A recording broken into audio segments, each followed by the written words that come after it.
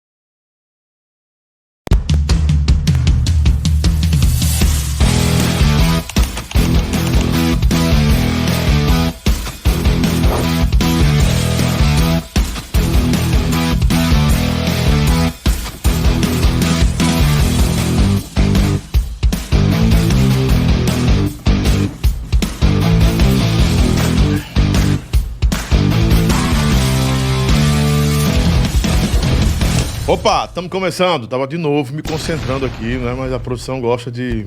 É bom, né? É interessante. Eu tenho que ser pego de surpresa. Às vezes é bom na própria vida, porque a surpresa vai nos gerar outras expectativas. Talvez você pense que não está preparado quando é pego de surpresa. Mas assim como na vida, né? Assim como a vida é, uma surpresa sempre pode trazer, como eu disse, boas expectativas. E a gente começa agora, não de forma desalinhada, como assim dizer, eu estava meio em outro mundo, mas bem ajustado com um assunto que com certeza você vai se apaixonar. E aliás é um tema que vem despertando muita atenção, que vem despertando nos acadêmicos, em estudiosos, em pessoas interessadas na desconstrução de certos padrões que interferem no crescimento, no progresso. Mais especificamente, nós vamos conversar hoje, no nosso Psicologando de hoje, o nosso quarto Psicologando já, não é?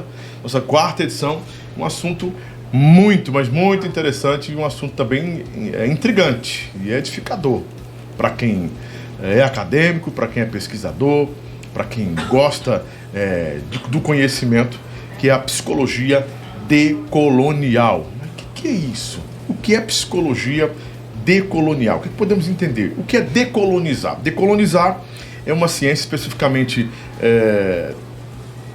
posicionada na psicologia para provocação, não é, nos estudantes para buscarem questionamentos, mudanças, empoderamento.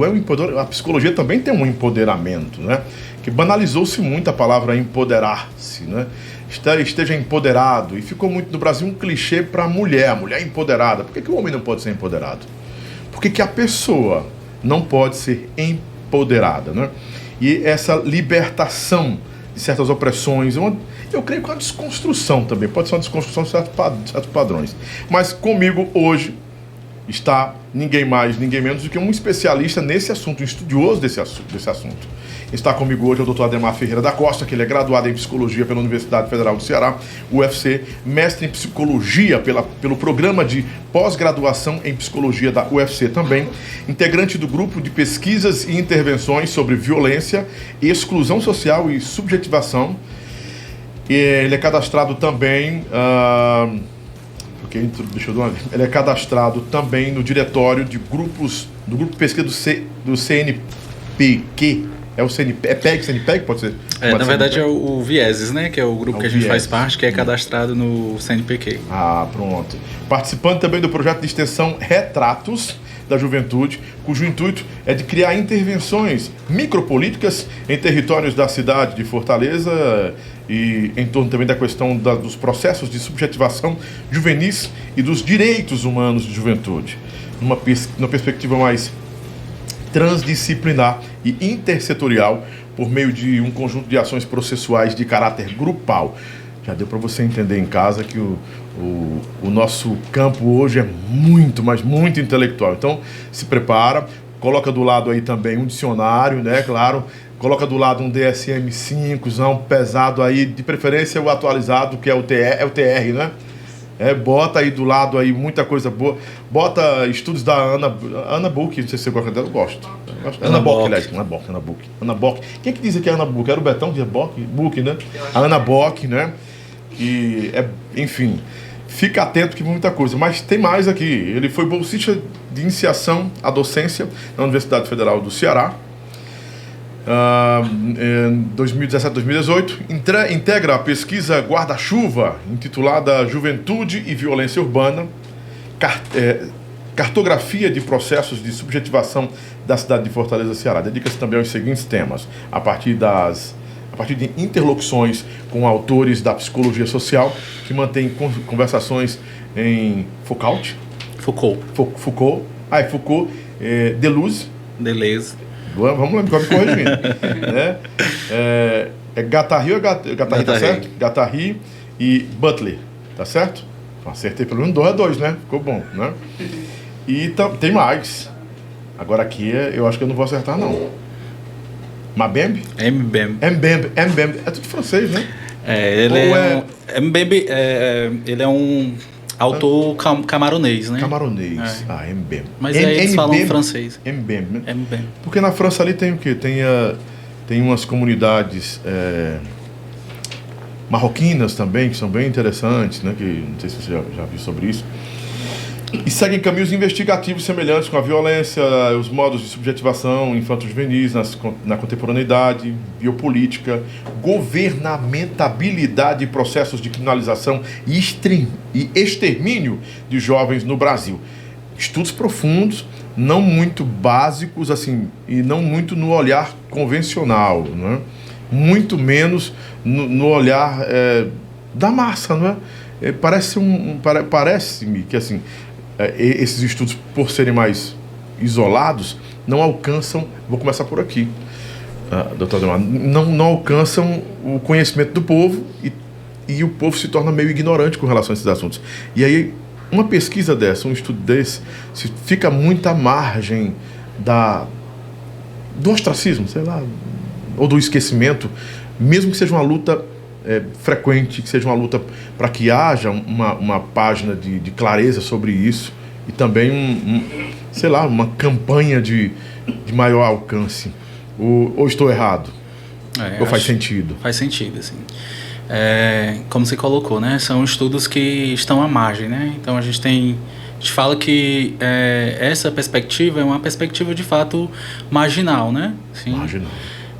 A gente tem se debruçado nas pesquisas tanto do Vieses, né, que é o grupo que a gente faz parte lá na UFC, grupo de pesquisas, intervenções sobre violência, exclusão social e subjetivação, né, que está ligado ao curso de psicologia e ao programa de pós-graduação em psicologia, e também na minha pesquisa, né, individual, tanto de mestrado e agora também de doutorado, a gente tem se interessado em se debruçar sobre temas que, assim, convencionalmente a psicologia deixou de lado, né, por um certo tempo.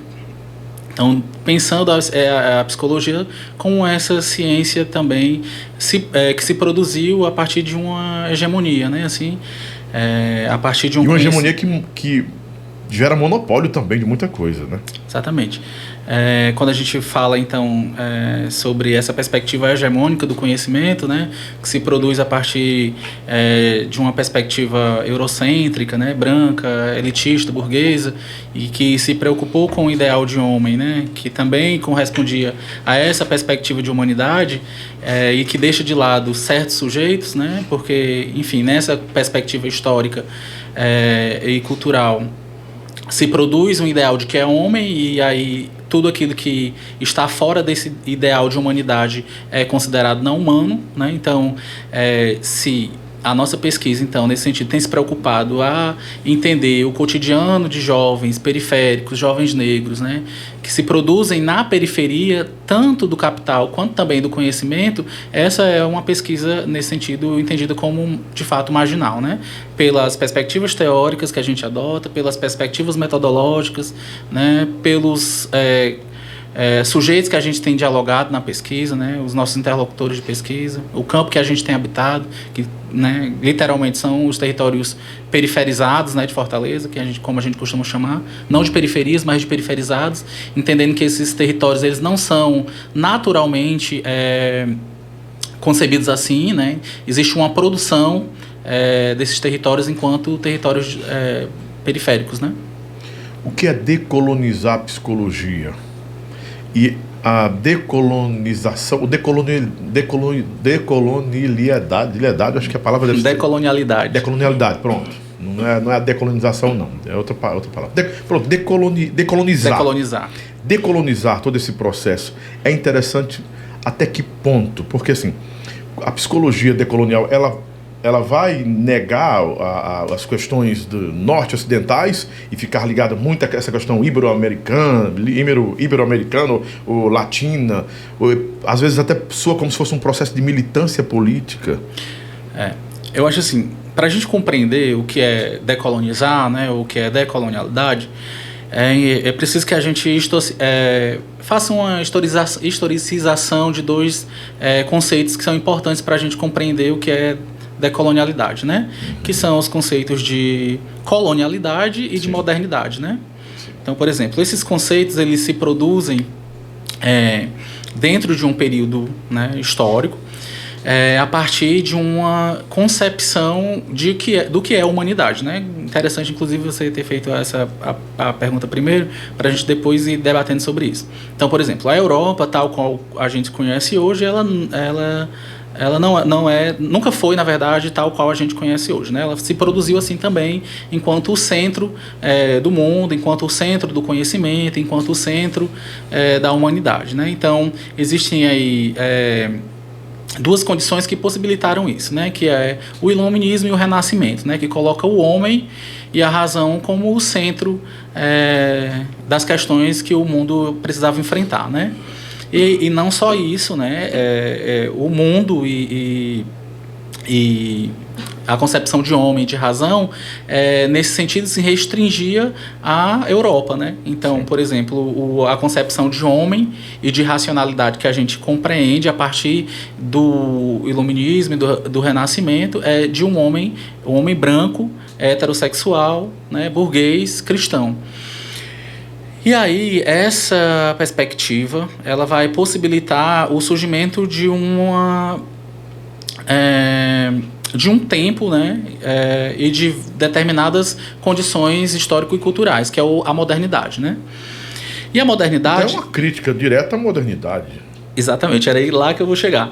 A decolonialidade, ela é uma crítica direta à modernidade. Por quê?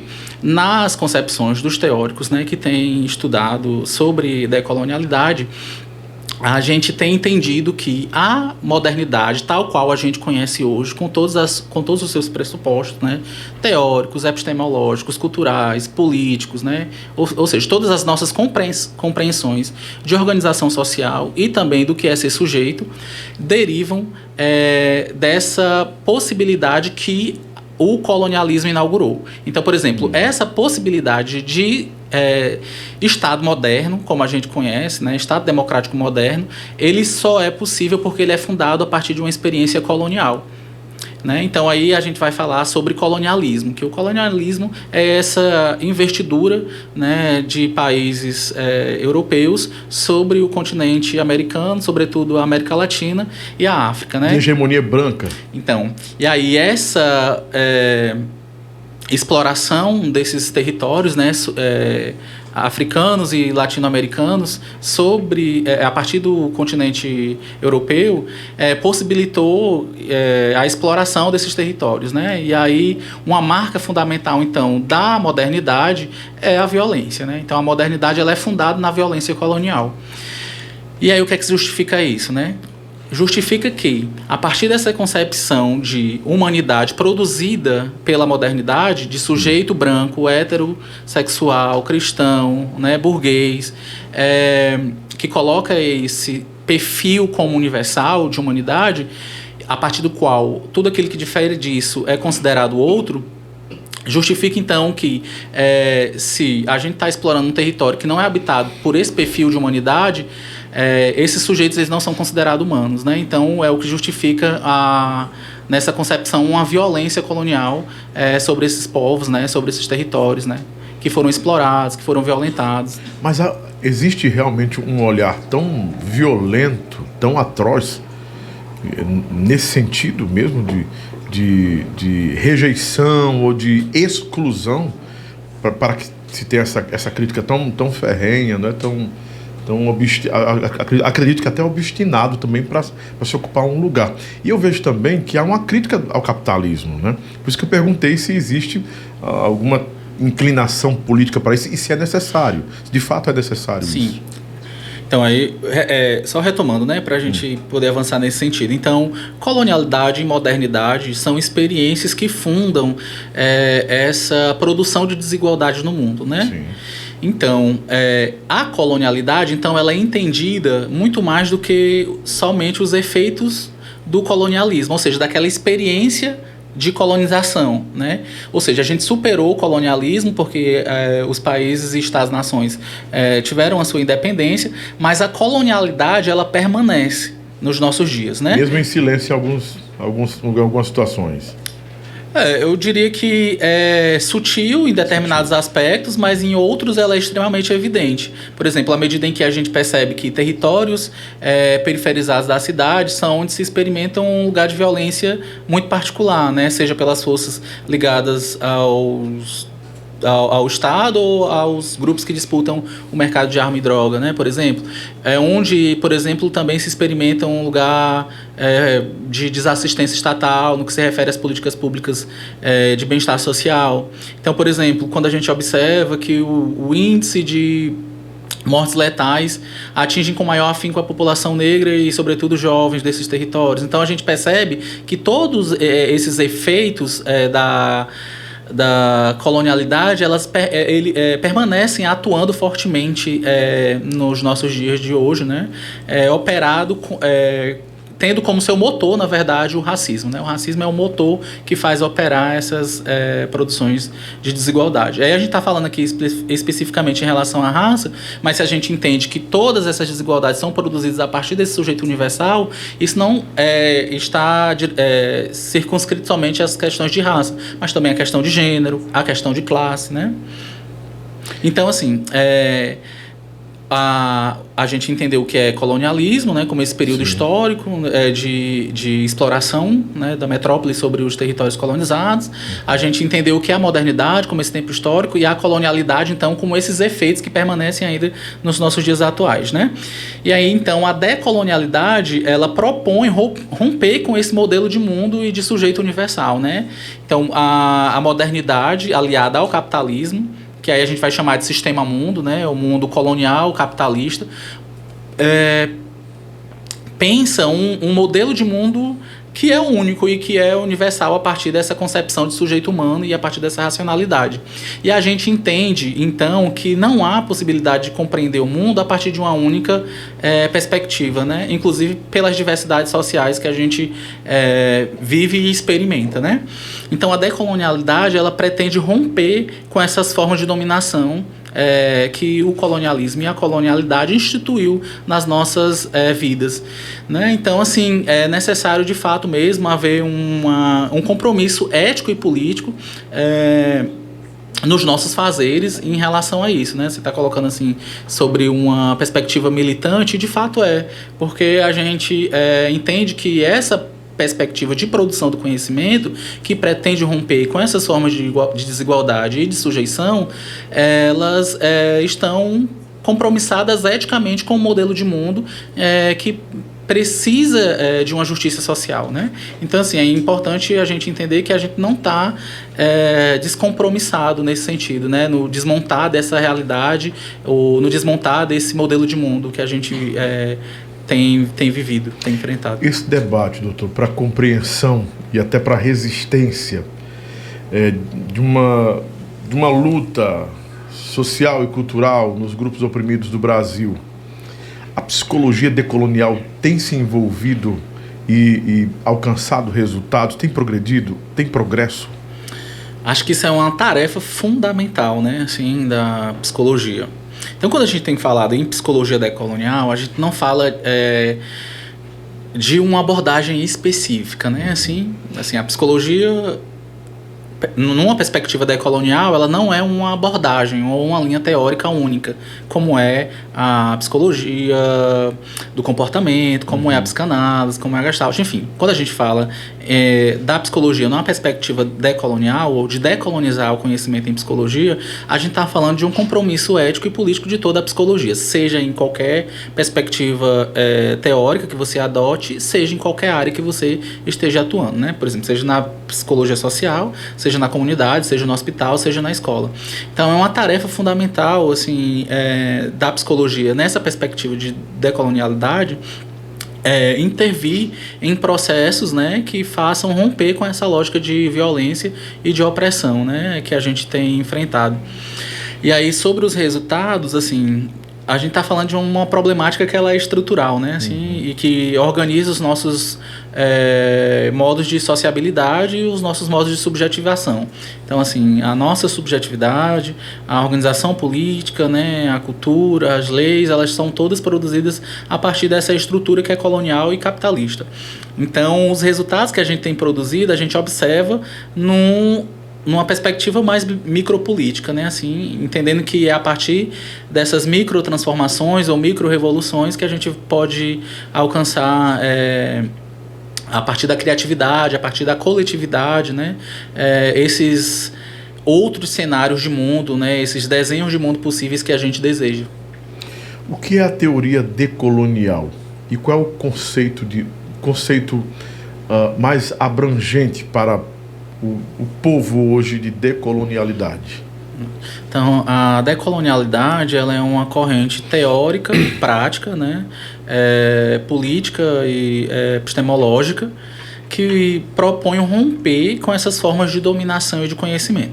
Então, quando a gente estava falando de colonialidade, o Aníbal Quijano ele vai propor 3 formas de colonialidade, né? A colonialidade do poder, que vai dizer sobre essas formas estruturais de dominação, que colocam, por exemplo, países do norte em privilégios em detrimento a países do sul, ou latino-americanos, ou países colonizados. Vai falar também sobre as estruturas sociais, como a gente se organiza, que tem colocado assimetricamente pessoas brancas, por exemplo, em posições de poder em detrimento de pessoas negras, ou homens em posições de poder em detrimento de mulheres. Mas isso por esquemas e padrão ou por meritocracia mesmo? A gente não tem falado que a meritocracia nesse sentido ela é uma falácia, né? Assim, porque esses sujeitos eles têm se beneficiado de uma estrutura social que sempre possibilitou que eles estivessem ocupando uma posição de poder. Mesmo né? Então, sem mérito. Mesmo sem mérito, porque universalmente ele foi produzido para ocupar aquela posição, né? Então, homem branco, heterossexual, burguês e cristão, né? É claro que hoje a gente tem outras possibilidades de interlocução e de diálogo, mas assim, esse sujeito ele é produzido para ocupar uma posição de poder, né? Se não fosse isso, a gente não estava falando sobre a problemática do racismo, a gente não falava da problemática do machismo, né? Da LGBTQIA+fobia, enfim. Então, assim, de fato, a colonialidade ela se exerce a partir dessas dimensões que a gente tem, que o Quijano tem proposto, né? Do poder, né? Que vai pensar essas posições assimétricas a partir de uma estrutura produzida colonial e capitalisticamente, né? Ele vai falar sobre a colonialidade do ser, que vai falar sobre essas questões de os marcadores sociais propriamente ditos, né? Então, por exemplo, todo aquele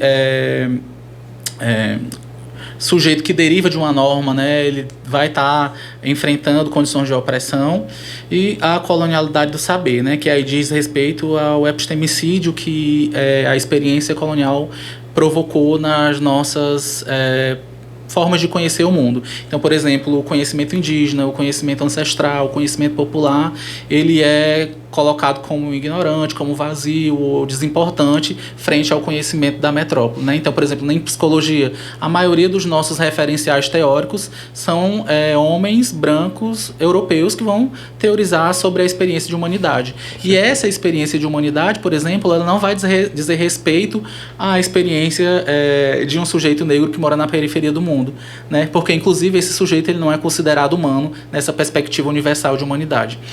Mas não, sim, pois não, perdão. Continue. Então, assim, a Lugones também ela vai colocar uma quarta dimensão, que é a colonialidade de gênero, né? Entendendo que o machismo também e o patriarcado foram fundamentais para a produção e a implementação desse mundo colonial moderno. Então, assim, de fato, prescindível que a gente faça o desmonte dessas formas de produção do mundo para que a gente possa produzir formas outras de inclusão ou de possibilidade de vida desses sujeitos, né? A partir de uma dimensão coletiva, criativa, reinventiva.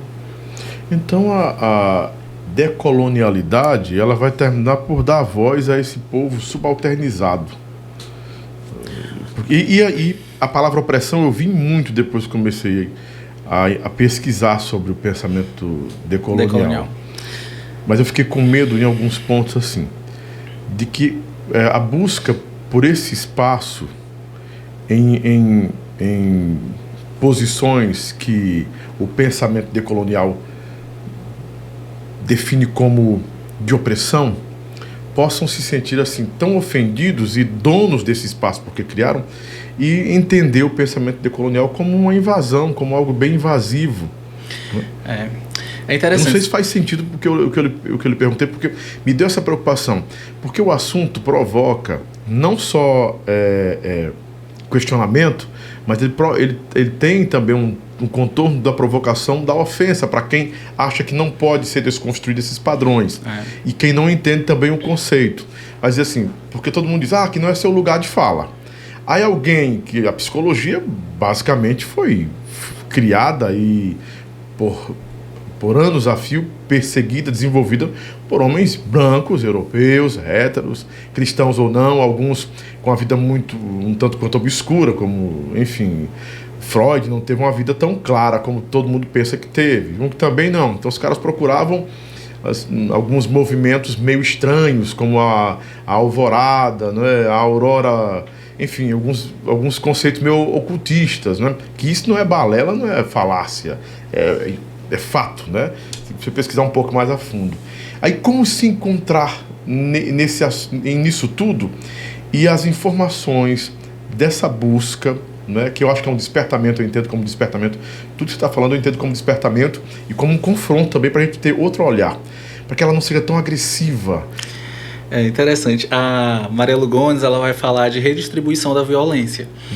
E é um conceito interessantíssimo, né, para a gente pensar isso, né? Porque o que a gente tem dito aqui é que a experiência colonial, né, e a colonialidade como desdobramento dessa experiência é fundada na violência, né? Então, por exemplo, o sujeito negro, pobre, periférico, ou LGBTQIA+, a mulher, dentro dessa estrutura social, né, que experimenta condições de opressão, tem sido, esses sujeitos têm sido produzidos subjetivamente a partir da violência. E aí quando a Maria Lugones ela fala sobre a redistribuição da violência, ela fala de dizer, olha, a gente precisa implicar esses outros sujeitos que não estão dentro desse circuito, ou que na verdade estão dentro de uma estrutura social beneficiados e beneficiados por ela, e aí a gente tem que trazer esses sujeitos implicados a esse debate, né? Então, por exemplo, como é que a gente faz isso, né? Como é que a gente redistribui essa violência colonial que a gente recebeu? Primeira coisa, nomeando isso, né? E aí a gente vai dizer, por exemplo, que sujeitos brancos, pessoas brancas, elas precisam estar implicadas na luta antirracista, né, por exemplo. Porque o racismo, nesse sentido, ela é uma problemática da branquitude, não de pessoas negras, né, porque ela é produzida pela branquitude, né, então é a branquitude que precisa se ocupar com isso. Então, à medida em que a gente nomeia isso e que a gente responsabiliza determinados sujeitos a pensar e a estar implicados com essa problemática, é uma possibilidade de redistribuição dessa violência, né? Você falou... Redistribuir como? Fazer com que haja entendimento de que isso de fato existe? Fazendo com o entendimento de que isso exista e fazendo essas pessoas implicadas a esse processo. Porque muita gente parece que porque, por exemplo, emudece para muita assunto, gente, né? é como se Mas eu não tenho responsabilidade sobre isso, né? Assim, eu nem vivi faço naquela parte época, disso, eu não né? faço parte disso. Mas Não coopero, não apoio. mas não entende que o simples fato de você se beneficiar de uma estrutura racista, né? Porque você é, por exemplo, um sujeito branco ou um sujeito homem, que você se beneficia desses determinados privilégios sociais, você faz parte dessa rede de poder e de opressão, né? Mas, assim, na questão da mente, alguém que não entende esse conceito e pensamento pode se sentir ao ponto de ter um surto Fiuk. O Fiuk teve um surto, né? Assim, o cara fala, não, cara, mas eu não provoco isso, eu não faço isso. Então o cara se sente... há um crescimento dentro dele de uma autorresponsabilidade, ao ponto de pedir perdão por coisas que ele não praticou, não fez, não provoca, né? E até se questionar, porque eu sou branco, por que eu nasci branco, por que eu nasci hétero, e desvalorizar esse conceito. Eu acho que no Fiuk foi um surto assim, terrível. Isso aí é o que a gente chama de fragilidade branca, né? Assim, e a fragilidade negra está onde? Vamos falar sobre a fragilidade branca primeiro, né? Porque o que é uma fragilidade branca, né? O sentimento de desresponsabilização frente a essa realidade que a gente precisa viver. E qual seria o conceito... Aliás, que a gente precisa viver, não, que a gente vive, né? A gente vive. E qual seria, então, o posicionamento certo do Fiuk naquele momento? Para a gente entender o contexto. Seria não se vitimar tanto assim, sei lá, autocomiseração. Porque ele não era vítima, né, desse processo. Então, esse processo de vitimização, né, evocar para a sociedade, né, de que ele precisa ser cuidado, de que ele não tem nenhuma relação com essa problemática, que não era intencional ou de que ele não queria. É o que a Cida Bento chama de pacto narcísico da branquitude, né? Ou seja, assim, há um apoio tácito, né, entre a branquitude. Por quê? Porque ela se beneficia dessa estrutura social de desigualdade, né? E aí é óbvio, gente, que a gente não está falando que isso é uma operação consciente, né? Para muitos sujeitos. Isso, na verdade, está ali incrustado nas instituições sociais que a gente dialoga, que a gente precisa utilizar, e também está incrustado na nossa subjetividade, né? Então, assim, uma das dimensões da colonialidade é colonizar o nosso desejo, é colonizar, né, a nossa psique, né, colonizar, enfim, uma dimensão inclusive fundamental para que esses processos eles continuem a acontecer é colonizar uma dimensão psicológica da colonialidade, digamos assim, né? Então, assim, essa questão que a gente tem apontado, bem delicado esse assunto. É um assunto completamente delicado, complexo. Porque traz por cerne do debate e responsabiliza sujeitos, né, pessoas brancas, né, ou em posições de privilégio, para uma problemática social que a gente tem enfrentado. Então, assim, como é que a gente pode se implicar com esse debate? Como é que o Fiuk poderia ter, por exemplo, naquele momento agido, né? Passar a reconhecer, então, os seus privilégios e o seu lugar, né? O seu lugar seu lugar de fala, o seu lugar de enunciação, né? Então, como é que dentro do meu lugar, assim, a partir do meu lugar, né, a partir dos meus privilégios, a partir da minha condição, eu posso contribuir com essa luta que é urgente, né? Então, tem uma frase assim que a gente utiliza, né, e que a gente entende como fundamental, é que não basta ser racista, é preciso ser antirracista, é preciso combater efetivamente essa problemática social, essa violência que tem produzido e colocado, né, sujeitos tão distantes de determinados benefícios sociais, enfim, violentado essa realidade. Vamos configurar aqui algo bem interessante, doutor. Digamos que o pensamento decolonial ele avance tanto ao ponto de haver um esclarecimento, né? A gente universalizar isso, né? E através de todo esse processo chegarmos ao resultado realmente do que propõe o pensamento decolonial. Chegando aí, será que nós não teríamos criado uma abertura para um pensamento decolonial da branquitude, de se entender agora vítima desse racismo processo? Reverso, nesse sentido, não. Não, é um racismo não reverso. Tem condição. Mas existe o racismo com chineses, né? Vamos entender aqui. você colocou assim, né? Que a gente avance a partir dessas perspectivas decoloniais para pensar um modelo universal. E essa não é uma premissa da decolonialidade, né? Isso é uma premissa da colonialidade. Pensar um modelo universal e único é uma premissa fundamental, né, da branquitude e da colonialidade. No sentido de que ela prescinde de um desejo de manutenção de determinados privilégios sociais que são fundados nessa experiência colonial. A decolonialidade, por outro lado, ela inspira outros modelos de mundo, no plural. Sim. Né? E aí a gente não...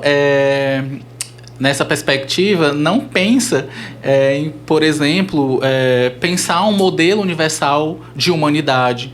Não pensa em pensar um modelo universal de mundo, né? Assim, uma concepção universal de mundo, de organização social, de sociedade, de Estado-nação. Na verdade, o que a perspectiva decolonial propõe ou né? Enfim, pensa é que a gente precisa, na verdade, pensar um mundo que não seja homogeneizante, ou seja, não seja uma coisa só. A polivalência seria de pensamento?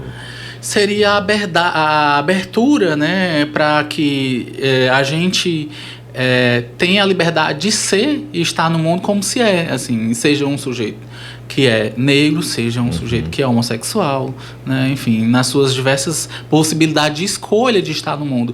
E que o simples fato de ser como se é não seja motivo para que essa pessoa enfrente violências, né? Violências sociais como as que a gente enfrenta hoje, né? Inclusive a ponto de levá-las assim ao seu extermínio, né? Por exemplo, o Brasil é o país que mais mata pessoas LGBTQIA+ no mundo, né? O país que mais mata pessoas, né? Acho que o país que mais mata pessoas negras no mundo dentro de uma realidade de violência urbana. Mas assim. O feminicídio também é urgente. O feminicídio é uma outra questão assim alarmante no nosso país, né? E que tem sido subnotificado, né? Eu vejo uma discussão abismal com relação a essa realidade do feminicídio e não se dando muita importância para isso e dando-se muita importância sempre para essa fala. Nós matamos muito gays, matamos demais, enfim. E as mulheres morrem todos os dias. Sim, com certeza. Só essa semana eu, como jornalista, tive que acompanhar uns 5 casos de feminicídio. É absurdo no país. E é isso que a gente está falando, né? Esse modelo de mundo que se sustenta a partir desses princípios, né, universalistas, é que tem justificado essa forma atroz, né, de violência, né, e de extermínio dessas populações todas, né? Como eu falei, não é só pessoas negras que têm enfrentado as mazelas da colonialidade, né?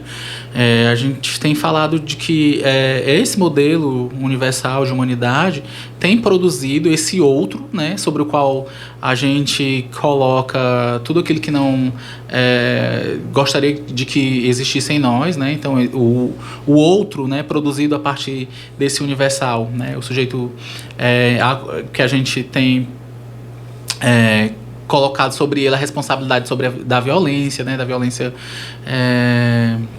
violência urbana, né, por exemplo, enfim. E assim, não é interesse então de um pensamento decolonial a partir das suas movimentações em qualquer disciplina que seja, né? Então é interessante também pensar isso, né? Que a decolonialidade ela não é uma forma de agir no mundo exclusivamente da psicologia.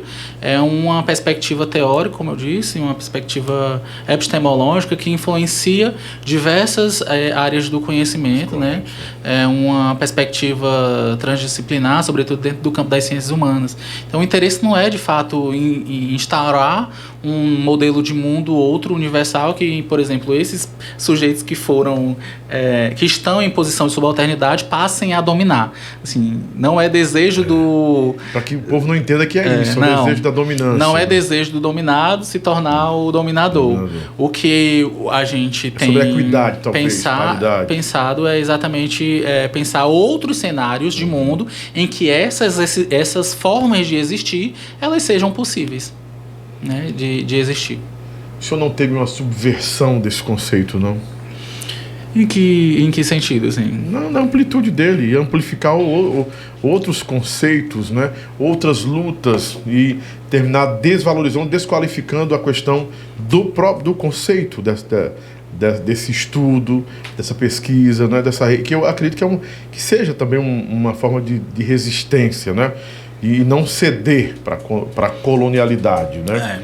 Porque realmente ela está de forma muito suave, sutil, ainda em nosso meio, na hora de escolher alguém para trabalhar, na hora de capacitar alguém para alguma coisa, sei lá, na hora de eleger privilégios. Um dia desse alguém perguntou para mim, disse, você acha que nós vamos ter algum dia no Brasil um presidente negro? Eu pensei, disse, eu acho que em vida eu não vou ver isso. Porque existe uma fala criada para poder, eu acho que, sufocar essa resistência. Então essa voz de que nós podemos também ter alternativas. Mas o próprio sistema é como no forró. Eu sempre brigo no forró. Eu digo, por que nós não temos um cantor negro famoso no forró? O sistema não deixa. Por que no sertanejo a gente não vê sempre um cantor sertanejo famoso que eu entrevisto? Lobão, mas nós temos aí o João Paulo. João Paulo faleceu, ele era a segunda voz do Daniel, e o Daniel sempre esteve à frente. Era sempre colocado aquela coisa do... Era o João Paulo, me perdoe, vocês vão me criticar depois, mas não estou preocupado com isso. O João Paulo era a figura do negro para poder amenizar um pouco a questão meio brancona da história. Não vamos bater a real, não é? Eu sei que os bolsonaristas vão ficar com raiva de mim também. Aí ele botava, mas o Hélio estava do lado dele. Mas claro que tinha que estar do lado dele. É para estampar a figura ou o conceito de que aqui está tudo bem, não há esse processo, né? Esse racismo urgente. Essa disfarçatez toda, ela veio de uns tempos para cá. Será que não é para sutilmente sufocar esse movimento decolonial, o pensamento decolonial? Eu acho assim, acho que isso não acontece de um tempo para cá, isso tem acontecido desde sempre. Desde sempre. Né? Eu digo com holofote, assim, sem deixar mais à margem, né? Eu acho que essas formas de violência, né, elas têm se atualizado, né? E aí por isso que a gente tem entendido que algumas formas de racismo elas aparecem de modo mais sutil, mas elas estiveram e estão aí desde sempre, né? Mas eu penso que também elas não estiveram sem nenhuma forma de resistência, né? Assim, as resistências elas também estiveram, né, desde sempre, né? Seja fosse com, né, as resistências quilombolas, né, ou as diversas técnicas ou formas, né, de resistir que os povos escravizados desenvolviam, né? A gente tem várias formas, né, que a gente sabe, desde infelizmente o próprio suicídio, mas o aborto, né, para que não tivesse uma perpetuação de gerações colonizadas, né, a fuga, enfim, de várias formas de resistência. E aí essas formas de resistência elas também ainda acontecem. E aí eu falo disso por quê? Porque se houve e ainda há essas formas de violência a partir do racismo, e houve também formas de resistir a isso, esses avanços que nós temos, né, inclusive, por exemplo, de estar agora num podcast como esse, falando sobre decolonialidade, só foi possível porque houve muita luta, né? Então é isso que eu estou querendo, talvez, então, pontuar aqui para ficar bem nítido, né? De que essa possibilidade agora de tornar visível essas questões só é possível, né, porque a gente enfrentou e ainda enfrenta muitas questões. E aí existe muita luta, né, assim, seja dos coletivos sociais, né, seja da nossa ancestralidade, né, enfim, dos movimentos negros que estão aí na academia ou fora dela também produzindo conhecimento, né, e desnaturalizando, descristalizando essa noção de sociedade, de mundo. Então, assim, é somente a partir disso que a gente tem podido falar, né? Então, assim, é óbvio que a história ela ela é múltipla, né? Assim, a história ela é mutável, né? Ela não é estática, a história ela vai mudando.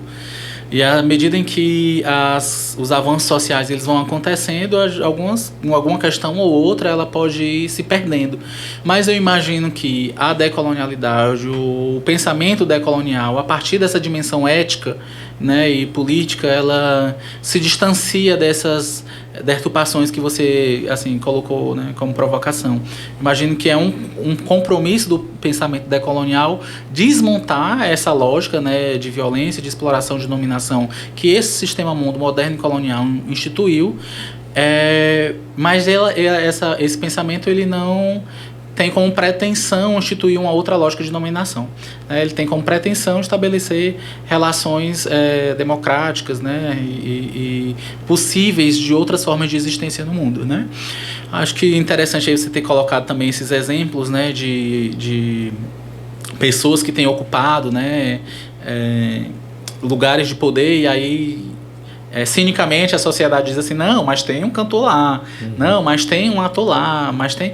Assim, acabam que sendo uma pessoa ou um sujeito, né, que chega ali por determinadas questões e aí acabam representando toda a diversidade do que já é a diversidade, né? Assim, acaba tentando representar a diversidade e acaba que não conseguindo.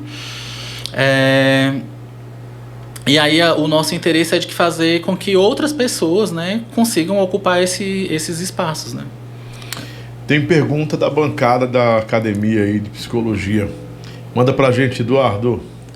Pronto, saudar, né, o Aldemar, que muito prontamente aí nos atendeu. Aí eu queria saber, Aldemar, como é que tem sido, tipo, o debate dentro da academia, sabe? Porque me parece que tem uma resistência também do saber se continuar sendo colonial. Por exemplo, eu lembro muito que o Lobão estava lendo as suas competências, né? E você falou alguma coisa da Butler. Aí a Butler ela foi muito, muito julgada, né? Quando começou a falar sobre interseccionalidade.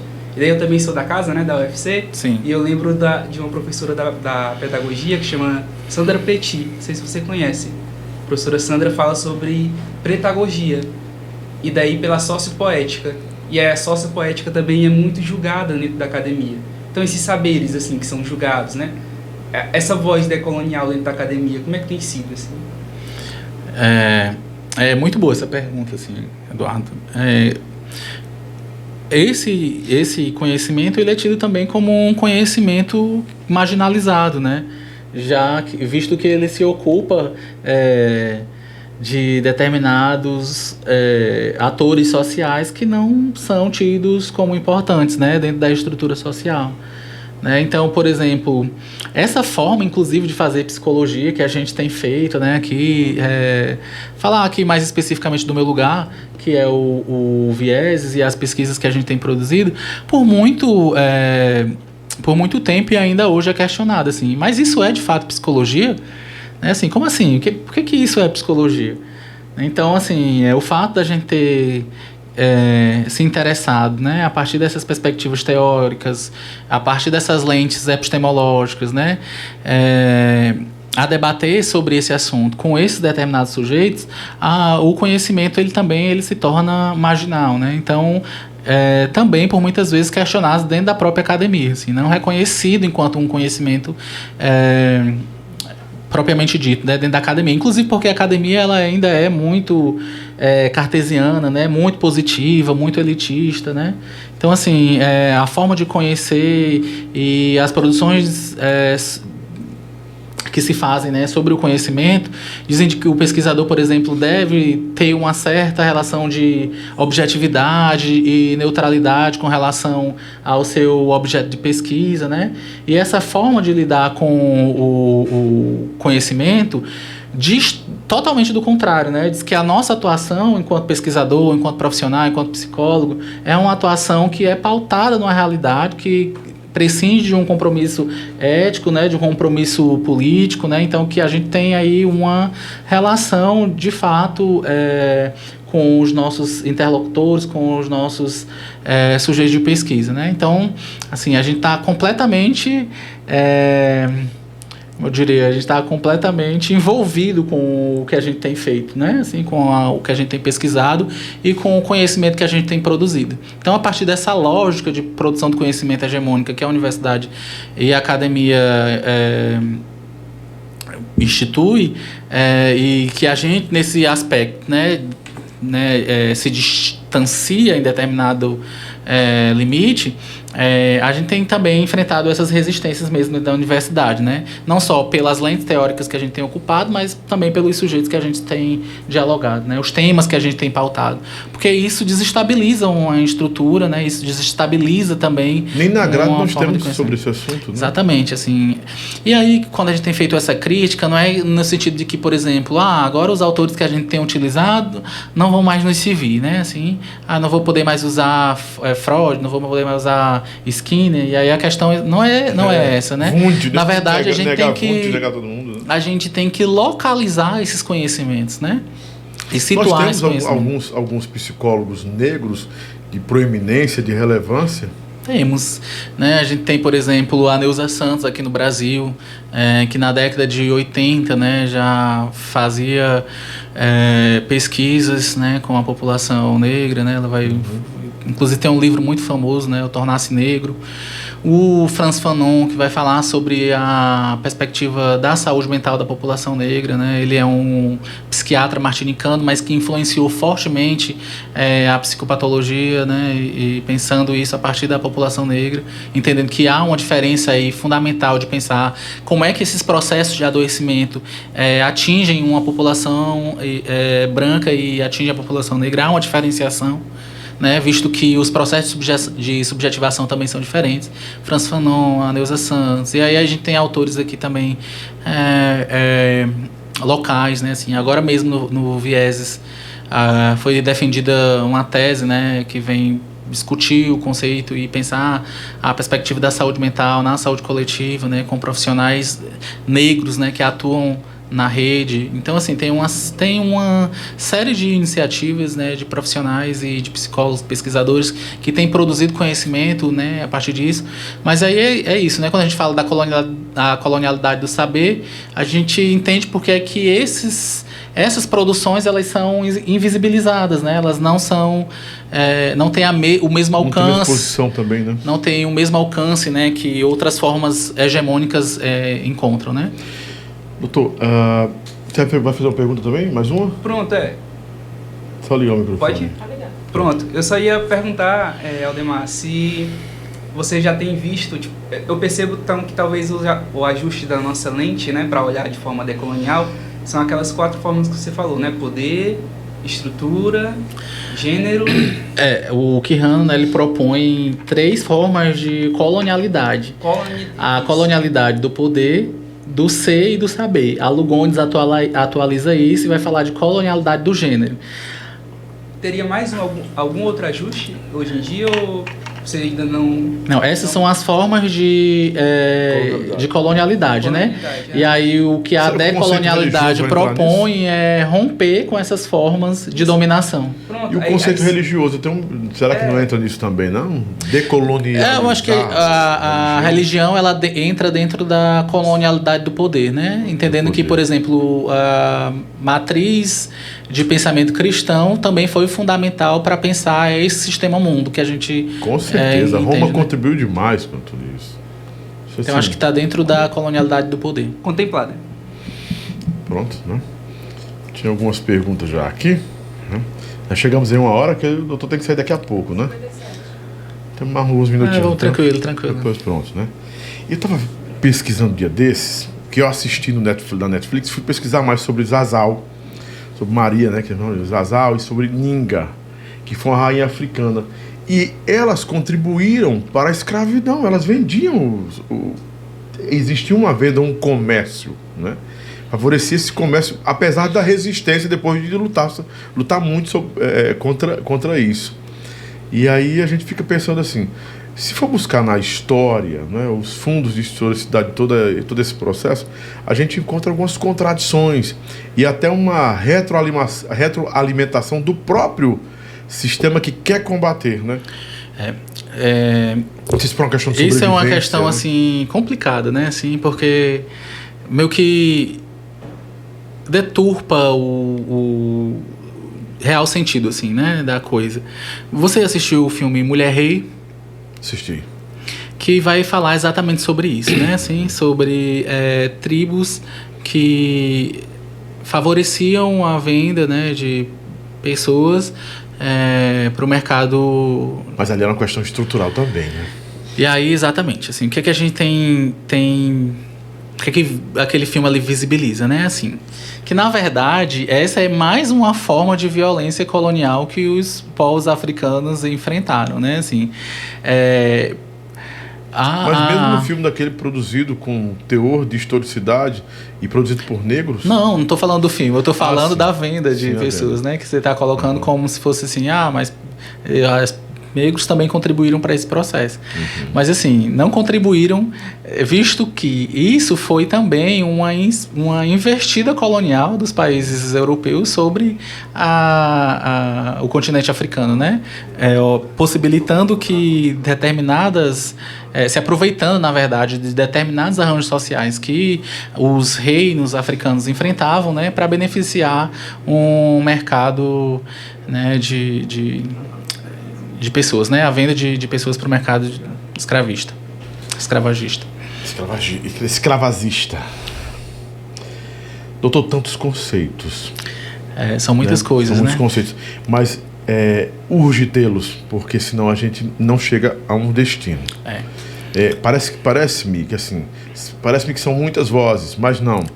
É uma voz numa multidão tentando encontrar também sua sonoridade. Não sei se eu viajei demais aqui, mas é isso, porque assim, eu vejo sempre uma voz muito racional, e uma voz muito lúcida também. Mas em meio a tudo isso, em meio ao processo, parece que pessoas interagem para poder sufocar esse processo, dizendo-se ou portando-se como defensoras desses movimentos, né? Água para o doutor, por favor. Que é bom, porque eu acho que ele vai agora dar uma dissertação bem longa, né? Como é que a gente pode discernir a veracidade do movimento, né? Como é que a gente pode, para poder trazer para uma associação mais clara e até se envolver? Porque eu sei que tem muitas pessoas, agora eu vou para o lado da questão do racismo, muitas pessoas brancas, cristãos, héteros, que não apoiam, né, que queriam também avolumar essa fila, né, e poder estar em meio a tudo isso. E temem serem incompreendidos. Né? Tem até um filme muito interessante que foi feito agora com o Ed Murphy, que a filha dele casa com um branco, mas é um branco muito louco, né? E ele é negão, ele diz eu sou negão, tal. Ele tem um podcast com uma menina que é bissexual, e assim, eles se dão muito bem, ele tem uma sintonia bacana, ele é judeu. E é uma loucura, porque ele casa com a menina, que é negra, e para ele ser apresentado para o pai, que é negro e é muçulmano agora. Assim, é um filme que faz a gente despertar para muita coisa. Parece que no começo é desgastante, você acha enfadonho, enfadonho demais, mas depois de 20 minutos você entende a mensagem do filme, né? E aí eu entendo também o seguinte: como é que pessoas assim querem se encaixar, e a mãe dele tenta a todo e a qualquer custo se encaixar, sabe, naquele mundo, no mundo que não é dela, mas ela sente vontade de se encaixar e não sabe como se encaixar. Aí eu queria que o senhor nos situasse nisso. Como é que alguém pode... Você disse o Fiuk deveria ter procurado outra fala, Lobão, certo? Como é que a gente identifica essa fala? Como é que a gente se encontra nesse processo? São muitas questões aí, né? São muitas camadas. Porque é bem profundo. Muitas camadas. Mas vamos lá, assim, ver o que eu consigo extrair disso, né? Pensar a partir disso aí. Vou pensar aqui a partir do racismo e a partir da branquitude, que são duas categorias que a experiência colonial possibilita, né, existir. O racismo e a branquitude são efeitos da experiência colonial. Então, a supremacia colonial, podemos dizer assim? Era uma supremacia? O racismo e a branquitude são efeitos diretos da colonialidade. E o que é o racismo, né? É essa forma de violência, né, que pessoas negras enfrentam, né, e aí a partir do preconceito, da discriminação ou de outras formas de subjugação ou de subalternização, né, pelo simples fato dessas pessoas serem negras. E aí a branquitude como o privilégio que essa relação colonial favoreceu a pessoas brancas, né? Então, o racismo, se por um lado o racismo coloca pessoas negras em relação à violência, a branquitude coloca assimetricamente pessoas brancas em detrimento de pessoas negras em posições de poder e privilégio. Então, enquanto o racismo oportuniza experiências de violência e de subalternidade para pessoas negras, a branquitude oportuniza situações de privilégio, né, e de poder para pessoas brancas. Não quero quebrar o raciocínio do senhor, doutor. Vamos aproveitar e colocar o caso do Vini Júnior, do jogador. Sim, pronto. Né? Porque é muito sério o que aconteceu com aquele rapaz. Muito sério. Acho assim, ecoou no mundo, mas o mundo está em silêncio. Pronto. Isso é interessante, porque a outra coisa que a gente que eu ia falar, pensando em tudo isso, é a partir da interseccionalidade, né? Que é um conceito fundamental também para a gente operar dentro do pensamento interseccional, entendendo do pensamento decolonial. Entendendo que esse sujeito de opressão, ele é um sujeito que ele é produzido interseccionalmente, né? Então, quando a gente olha para a experiência de racismo, né, a gente entende que, por exemplo, é fundamental a gente, inclusive a gente brinca, né, assim, é necessário a gente racializar o gênero e generificar a raça, né, assim, no sentido de que essas duas coisas, elas se produzem mutuamente, né, assim. Então, quando você está dando o exemplo aí do filme, né, a pessoa que é muçulmana, negra, bissexual, né, então a gente está falando aqui de religião, a gente está falando de raça, a gente está falando de sexo, a gente está falando de gênero, né, de sexualidade. Então, assim, essas experiências ou esses marcadores sociais, eles se multiplicam na experiência do sujeito para produzi-lo subjetivamente como é. Então, a interseccionalidade não é a soma dessas opressões ou desses marcadores de opressão. Então, tipo, a gente não soma raça, mais gênero, mais sexualidade, mais religião, igual a fulano de tal. Não é isso. A gente entende que a interseccionalidade diz da multiplicação desses marcadores sociais na experiência. É como o Kurt Lewin vai pensar o grupo, né? Ele diz assim, olha, eu, você e mais outra pessoa aqui. Nós três, a soma de nós três, não formou o grupo, né? O grupo é outra coisa diferente de nós três. A relação, eu, você e outra pessoa não é igual ao grupo. O grupo, ele tem uma outra dimensão, né? Ele tem uma organicidade própria. E assim a interseccionalidade, né? Quando a gente pensa... Ela trabalha a pluralidade de modelos? A interseccionalidade, ela é uma expertise analítica, teórico-analítica, né? É uma perspectiva teórica, mas também uma perspectiva analítica e metodológica, né? Como a gente utiliza nas nossas pesquisas, os métodos de intervenção e de, enfim, execução da pesquisa, mas é uma perspectiva também analítica que diz da inseparabilidade desses marcadores sociais. Então, quando eu olho para determinado aspecto que eu preciso fazer uma análise social, enfim, uma análise desse sujeito, daquela questão, eu preciso olhá-lo de modo interseccional. Porque é só olhando a partir de toda essa diversidade de experiência que eu consigo, então, compreender na sua totalidade esse fenômeno, né? A gente podia jungir com a bioestatística, é isso? Como? Em psicologia a gente podia jungir com bioestatística, poder identificar? Não, acho que são perspectivas teóricas diferentes, né? Assim, e inclusive os objetivos são outros, né? Mas é isso, assim. Bom, é verdade, quando a gente estava falando então sobre racismo e branquitude, né? A gente tem entendido que para olhar sobre o efeito do racismo e as práticas de resistência, a gente precisa olhar sobre isso de forma interseccional, né? E eu acho que em determinado momento da nossa conversa você falou assim sobre dar voz a pessoas subalternas, né? E aí nesse sentido a gente não pensa em dar voz a essas pessoas, porque seria mais uma perspectiva de colonizar a experiência desse sujeito, né? Ou seja, eu que vou dizer sobre ele, não ele sobre si. E aí, como é que ele vai encontrar espaço? A partir de experiências, né, que oportunizem condições de reflexão e e abertura para isso, né? Mesmo a condição opressora resistindo? Então, porque eu estou falando aqui muito a partir da pesquisa, né? Então, quando eu faço essa pesquisa com jovens negros e de contextos periferizados, o nosso sentido não é dar voz a essas pessoas. Na verdade... Nem inseri-los, também não. Um objetivo da pesquisa talvez é desmontar a lógica estrutural, né, que os coloca em posições subalternas, e a partir dessa denúncia de desigualdade talvez ampliar as possibilidades de reconhecimento, né, e de inserção social, de justiça social. Também. Em determinada medida, sim, né, em que a gente abre espaço de reflexão, né, para os processos de autorreconhecimento, ou de processos de cura, entendendo assim os efeitos do racismo nessas trajetórias. Sim, então, assim, nessa perspectiva, sim. Mas o objetivo, então, não seria dar voz a essas pessoas, mas é fazer com que, a partir do nosso trabalho e a partir das produções que a gente tem desenvolvido, essas pessoas elas consigam encontrar espaço para falar por si próprias, né?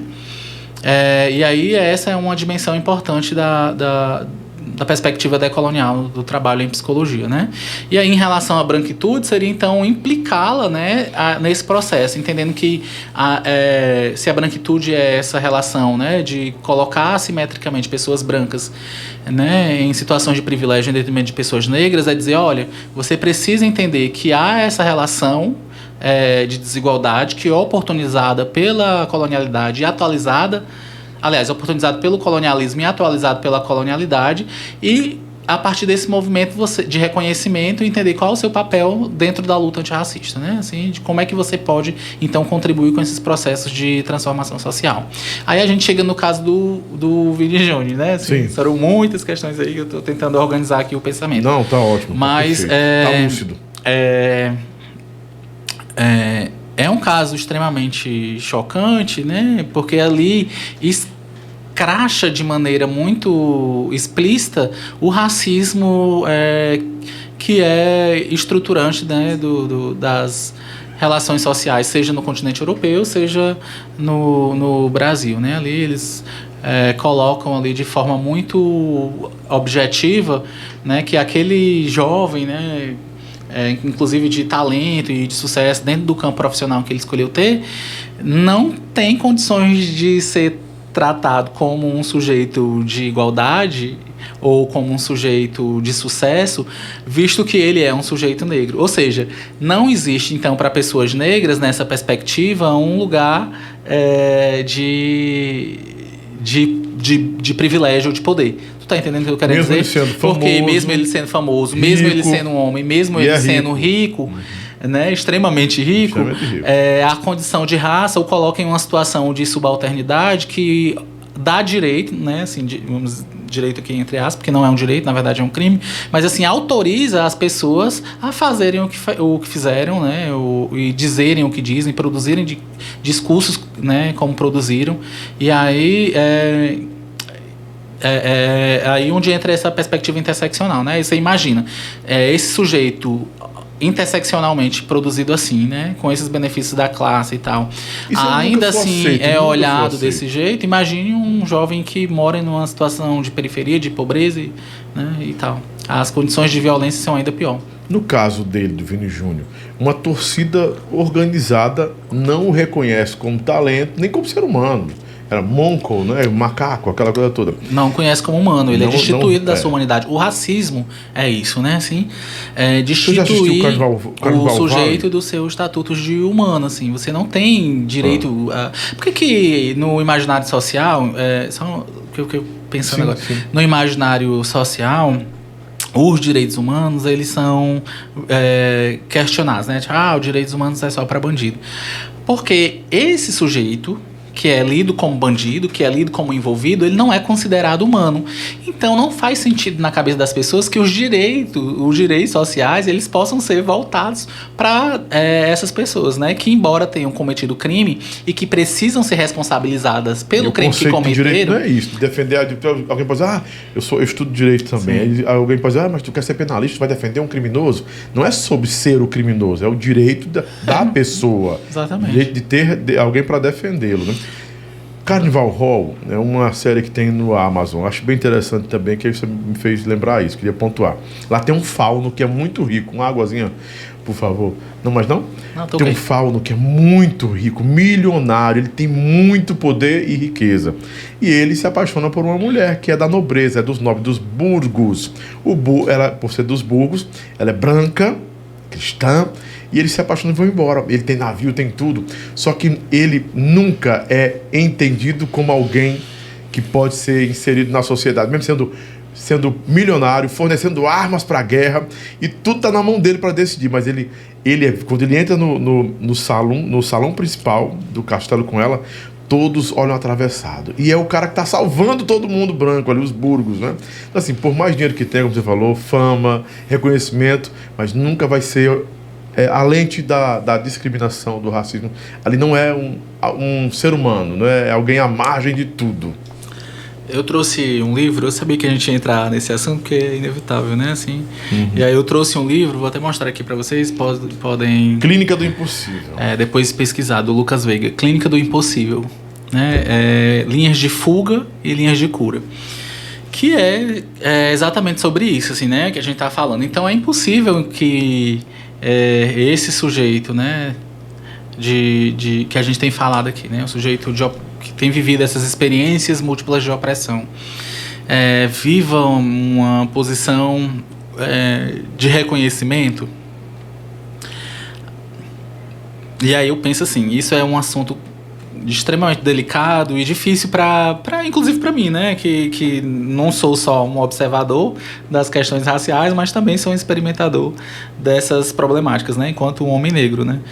E aí E eu, enquanto homem tatuado, já fui a lente da censura, a lente não sei que tipo de lente foi, mas a lente do preconceito. Mas são experiências subjetivas diferentes, né? Inclusive, por que a tatuagem ela é criminalizada, né? Você entende? Mas aí é que tá, como lhe olham, tipo uma loja que eu compro nessa loja sempre, quero dizer o nome aqui, uma loja que é tida como uma loja muito famosa e tal, e uma vez eu entrei lá e uma das vezes que eu entrei, eu fui abordado. Sim. Né? Mas como eu tava um bandido, será que é um bandido? O que? Isso aí é um ladrão? Horrível isso. Mas você tá entendendo o que eu tô querendo colocar? É que por que a tatuagem ela é criminalizada? Porque há uma relação histórica direta entre a tatuagem e a questão da raça, né? Porque a tatuagem ela tá diretamente ligada a pessoas negras, à experiência criminal, né? Enfim. E aí era como uma marca também, né? Assim, de indicar um mas delito, mais o povo viking, que é um povo branco, né? O povo viking sim, mas se tatuava assim, muito. no Brasil, eu tô falando aqui no Brasil, de como é que essa experiência ela determina, os índios, né? Que exatamente. E aí então essa experiência de criminalidade, de criminalizar, na verdade, a tatuagem tem uma relação direta, né? Então, com essa perspectiva colonial da raça, né? Assim, mas enfim, entendo que é diferente a experiência, né? Assim, de um homem negro para um homem branco. É completamente diferente. Imagina, você é um homem branco com os seus privilégios entrando em determinada loja e um homem negro entrando na mesma loja, né? Assim, há uma experiência subjetiva aí que é diferente, porque a gente está falando de uma estrutura social que organiza esses processos de desigualdade. Quem me abordou foi uma mulher Inclusive, negra. é isso que eu estou te falando, porque essa estrutura social, ela atinge pessoas brancas e atinge pessoas negras também, né? Assim, a gente não está ileso desse processo, né? Inclusive, a maioria dos operadores de segurança são pessoas negras, né? Assim, eles são pessoas negras que operam as ações de segurança, né? Seja do Estado ou privada. Mas, enfim, são experiências que são completamente diferentes, porque a raça, ela organiza isso de forma diferente, né? Mas eu estava falando sobre essa dimensão do impossível, né? Que aí o Lucas Veiga ele vai colocar sobre essa impossibilidade, dado que a gente tem se organizado socialmente, né? A partir dessa experiência de sistema mundo colonial capitalista que coloca, né, a gente fora desse lugar de humano, ou seja, eu não tenho um estatuto de humanidade, por isso eu não posso reivindicar os direitos sociais que me são garantidos constitucionalmente, né, porque nessa lógica de humanidade eu não posso reivindicar porque eu não sou nem humano, né, então esses direitos não se destinam a mim. É óbvio que essa operação, assim, ela também não é uma operação direta, né? Mas, enfim, nessa perspectiva de produção de subjetividade, né? E de reconhecimento, o que a gente está falando aqui? A gente está falando de reconhecimento, de identidade de reconhecimento, né? Em que as políticas públicas, elas são voltadas para um determinado perfil identitário e que, a partir disso, elas incluem ou excluem, ou elas reconhecem ou não. E aí, quando a gente pensa que a maioria dessas políticas públicas são calcadas nesse paradigma universalista, ela deixa de fora esses sujeitos que não são lidos como humanos, né? Não são reconhecidos como humanos. E aí, isso traz, de fato, assim, uma dimensão de impossibilidade desse sujeito ser na sua integralidade, né? Assim, a gente fala muito que o processo de subjetivação de pessoas negras, né, os coloca numa espécie de limbo, assim, existencial, né? Assim, à medida em que ele é produzido como outro de um sujeito universal. Imagina, assim, você não como eu acho que a gente falou sobre isso no começo, né? Que essa produção de sujeito universal deriva o outro, né? Então, esse sujeito negro que se subjetiva a partir desse outro coloca numa espécie de limbo, que é uma impossibilidade de ser aquilo que é tido como reconhecido enquanto humano, né? E isso traz uma série de consequências psíquicas para esse sujeito, né? Medo, insegurança, né? O sentimento de impotência ou de incapacidade, né? Muito desse momento. Por exemplo, eu para vir para cá e debater para um tema que eu tô acostumado a debater e estudo desde a graduação, né? Fiz monografia, fiz a pesquisa de mestrado, estou no doutorado investigando a partir dessas perspectivas e lentes teóricas, e ainda assim me senti inseguro, né? De vir para cá e, nossa, será que como é que vai ser? Então, tudo isso como um efeito dessa lógica colonial, capitalista e, né, do racismo estrutural nesses modos de organização e de subjetivação. Então, assim, essa dimensão de impossibilidade que nos coloca numa espécie de limbo, né, subjetivo, né, e aí que produz diversas formas de adoecimento nesse sujeito. Mas o Lucas, ele vai propor linhas de fuga e linhas de cura para isso, né, também entendendo que a gente pode, então, promover outros debates, né, e outras condições de existência para esses sujeitos, que não estejam somente ali encerrada nessa condição de não humano, né, ou de morto-vivo ou não vivível, de vida não vivível. E isso, como é que ele vai sugerindo que isso possa acontecer, né? Então, a partir da decolonização né, desses processos sociais, culturais, políticos, teóricos, epistemológicos, né? Então é imprescindível que a gente descolonize, né, essa estrutura social a partir das nossas produções acadêmicas, a partir das formas das políticas públicas, né, das formas de reconhecer e de reconhecimento. Mas ele também fala isso a partir de uma dimensão micropolítica, né? Assim, a partir de um resgate ancestral, né? De uma memória ancestral. Então, assim, à medida em que... Como é que a gente pode ir para frente, né? Caminhar e desenhar um novo cenário de mundo? Talvez olhando para a nossa ancestralidade, né, a gente possa encontrar determinadas respostas de como produzir esse outro cenário de mundo, né? De resgatar um conhecimento ancestral, de resgatar uma sabedoria ancestral, né? E também a partir da disseminação de afetos positivos entre pessoas negras, né? Que é o que a gente vai chamar de práticas de aquilombamento, né? Em que a gente vai experimentar uma relação de cuidado, né? De coletivização desses processos, né? E a partir daí experiências de cura nesse sentido, né? A psicologia nem trabalha com a perspectiva de cura, né? Como as perspectivas biomédicas, mas cura no sentido de abrir espaço para a sensibilidade que uma relação afetuosa pode provocar entre pessoas negras, né? Sim, muito importante. As relações de amizade, enfim, cura no sentido de produzir oportunidades de outros processos de subjetivação, né? Condições E existe essa de cura, igualdade, essa cura decolonial? de liberdade. Ela existe nos consultórios ou não?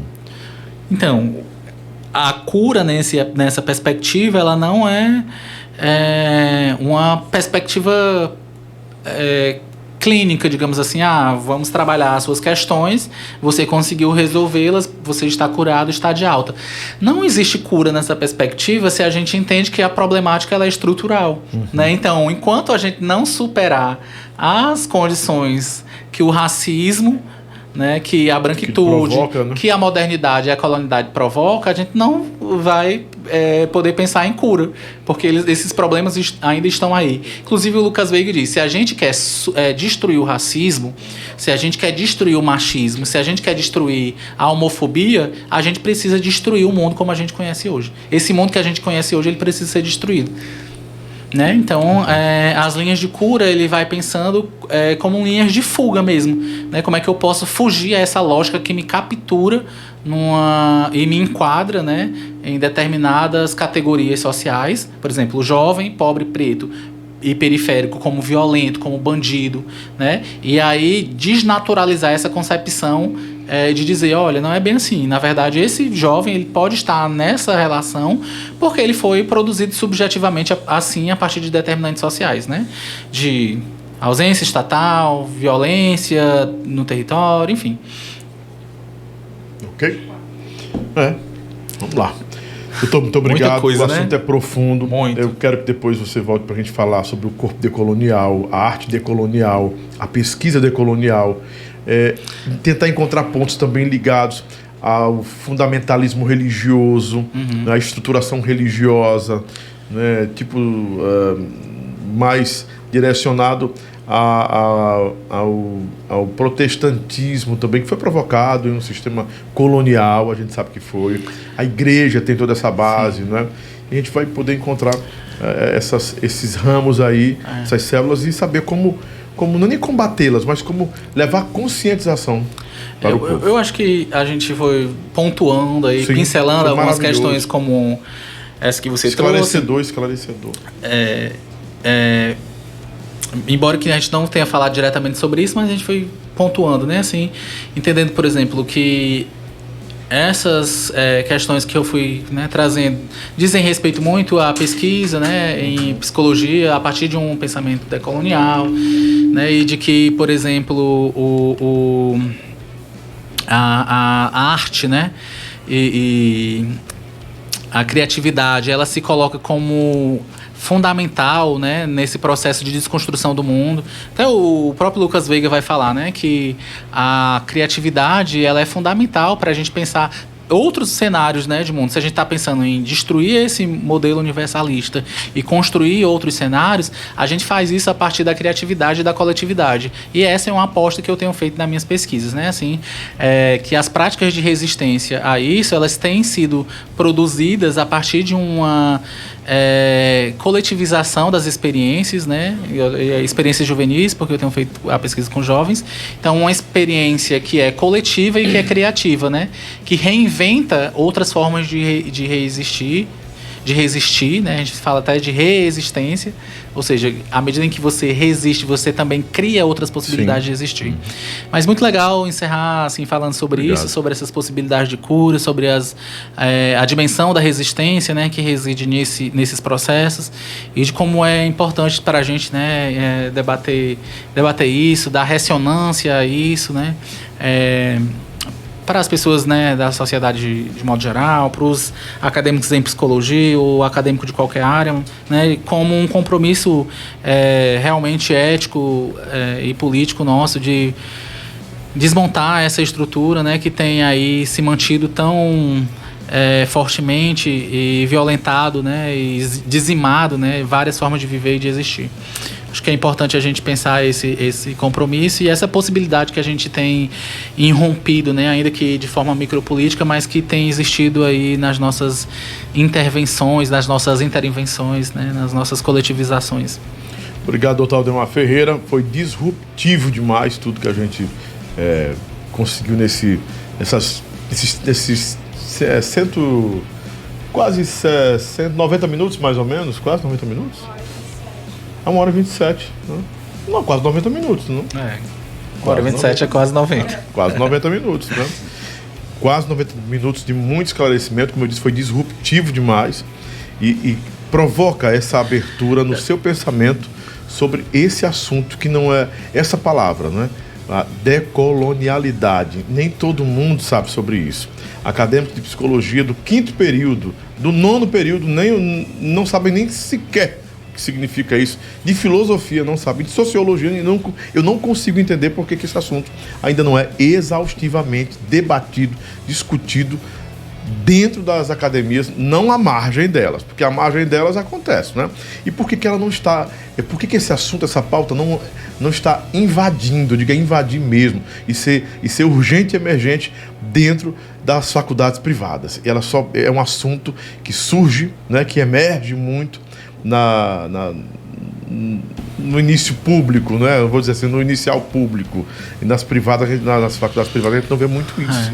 Eu diria... Acho que cerceiam, não sei, eu posso estar precipitando com relação a eu diria que foi enegrecedor, né? Foi esclarecedor esse diálogo, foi enegrecedor. Mas... Não é comum também na universidade pública, não, sabe? Esse é um debate ainda muito, muito incipiente, mesmo nas instituições públicas. Ele tem chegado... Uma coisa bem, eu queria entender, vou lhe interromper. Por que é um cerceamento, eu acho, uma espécie de burca? Não fale degenerar, não fale esclarecer nem denegrir. Né? Aí alguém foi muito lúcido quando perguntou assim, um cara que eu não vi no debate, por que você é um bandista e usa roupa branca? Já que você disse que... né? Mas é porque a gente está falando do ponto de vista da narrativa, né? Assim, para a psicologia, seja em qualquer abordagem teórica que você esteja, o que é que nos constitui enquanto sujeito é a fala, né? Assim, então, a gente entende que a narratividade ou a fala, ela é produtora de verdade, ela é produtora, inclusive, também de desigualdade nesse sentido, né? Então, o cuidado que a gente adota em relação a determinados termos é exatamente nesse sentido, assim, de entendendo que esses termos, eles foram situados e produzidos de forma colonial, né? É verdade.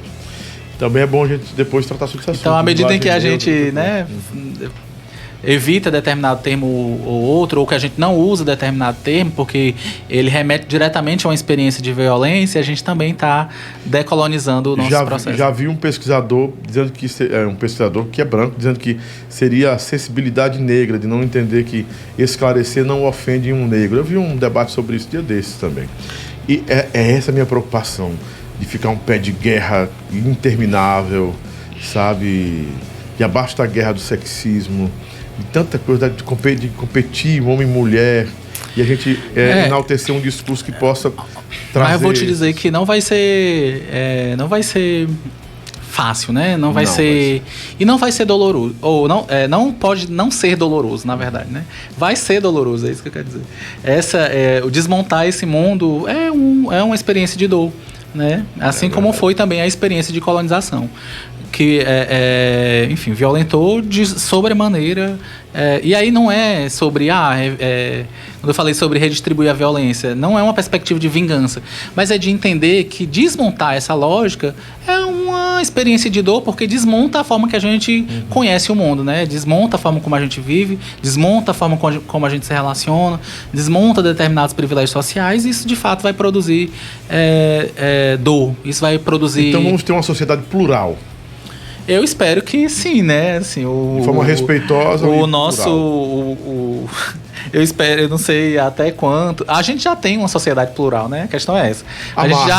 Só que essa sociedade, bem no olhar periférico. Ela não é reconhecida, ela é colocada para a margem, ela é violentada. Então, assim, eu espero que a diversidade que a gente já tem, né? A diversidade de experiência subjetiva que a gente já encontra, ela seja possível de ser vivida. Sim. Obrigado, doutor Ademar, mais uma vez. Na produção de Eduardo Castro e Vitória Camussa, a direção da Elis Rodrigues. A gente fica por aqui com mais um Psicologando. E hoje foi um assunto bem profundo. Ó. A gente veio da Gestalt e agora a psicologia decolonial, né? Enfim, o pensamento decolonial. E que é um assunto tão abrangente, tão dinâmico, tão intenso, que requer muito tempo para a gente entender não só o conceito, a fundamentação disso tudo, mas, sobretudo, aceitar que existe, que de fato está aí. E a gente tem que ter uma lente diferente com relação a esse assunto. Sim, doutor. Não, é só para finalizar mesmo, assim, gostaria de agradecer, né, o cuidado do Eduardo, o seu convite, Lobão, de participar, né, desse debate, entendendo que é um espaço importante, né, para a gente discutir e é um espaço decolonial. Espero que venha se tornando, né, assim, e que é também um assunto importante, né, pra gente ter debatido, assim. Eu acho que é muito caro para mim falar sobre isso. Eu fico muito contente, né, de encontrar espaços de debater esse assunto. Então, agradecer o convite em participar aqui do podcast, né, e a oportunidade de falar sobre isso. Dizer que quem quiser acompanhar um pouquinho mais sobre essas discussões pode acompanhar o Instagram. Esse meu Instagram que está aparecendo aí é um Instagram que eu tenho alimentado quase nada, mas enfim, acho que é uma possibilidade também para depois, daqui para frente, a gente estabelecer alguns diálogos. Mas também o Instagram do Vieses, que é o grupo que eu faço parte lá na universidade e que tem, né, a partir dele visibilizado várias ações, né, seja de pesquisa, seja de extensão, né, seja ações de ensino. Então segue lá o @ViesesUFC, vai ter lá muita coisa legal também sobre esse tema, né? E sobre outros temas também. Enfim, é isso. Agradecer o convite. Obrigado. Gratidão. A gente aqui eu me sinto honrado em estar podendo crescer nesse assunto com você, né? E receber tudo que você compartilhou com a gente. Com a colaboração da Academia de Psicologia da Uninasal também, de alunos da UFC, né? E outros amigos, psicólogos e estudantes desse assunto, a gente tenta ser o máximo abrangente e o máximo agora também absorvendo esse conceito. Vamos tentar ser o máximo decolonial em tudo que a gente tratar aqui, até porque o Eduardo é um dos produtores e ele traz muito dessa pauta, tem liberdade para isso, a Vitória também, a questão do feminicídio, da mulher, então ficamos dentro da paridade, né? A Elis tem um olhar mais amplo e vai questionando e a gente vai trazendo a amplificação de tudo isso aí. E nós estamos na possibilidade de uma faculdade patrocinar esse podcast, né? E já se interessou, mas na verdade a gente tem interesse de 2 faculdades, mas a gente está vendo como vai ser para que também não tentem nos cercear, não é o assunto, ninguém vai editorar aqui além da gente, independentemente de qualquer patrocínio. Quem faz todo o editorial, todo o conceito de pauta somos nós, porque a gente quer ser o máximo possível decolonial. Um abraço para todo mundo, fica com Deus, um abração. A gente se encontra aí no podcast do Lobão na semana, no rádio, de 6 às 8 da manhã e de 4 da tarde às 19 horas. Tá bom? E aos nossos colaboradores, patrocinadores, muito obrigado. Fica com Deus. Beijão no coração, gente. Psicologia importa, sempre.